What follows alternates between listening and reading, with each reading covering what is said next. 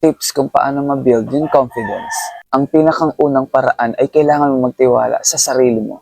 Magtiwala ka sa sarili mong galing at kakayahan. Yung confidence, nagsisimula yan syempre sa sarili mo. Kung tanggap mo yung sarili mo at mahal mo ito, maganda yung maipapakita mong resulta. Work and improve yourself para mas maramdaman mo na you are capable na ipakita yung best version ng sarili mo. Pangalawa, stop comparing yourself to others. The goal is to build your confidence, hindi paliitin ito. Kapag kinukumpara mo kasi yung sarili mo sa iba, ang mangyayari, makakalimutan mo na yung sarili mo. Nasa kanila na lang kasi yung attention mo. Kaya ang mas maganda mong gawin, kumuha ka ng inspirasyon sa iba. Mamotivate ka sa kanila imbis na mainggit. Ang maging mindset mo, kung kaya nilang maging magaling, kaya mo rin. Tandaan mo, may iba't iba tayong kakayahan at talent. Mag-focus ka sa sarili mo. Panghuli, lagi kang maging handa. Sa lahat ng gagawin mong aktibidad, meeting, or presentation, dapat handa ka para magkaroon ka ng confidence na mag-share. Kapag kasi alam mo yung ginagawa mo, may tiwala ka sa magiging resulta. At doon, komportable na tayo dahil alam na natin kung ano yung gagawin. Maghanda at maging handa para tumaas lalo yung confidence mo. Yan ang sikreto ng confident na individual.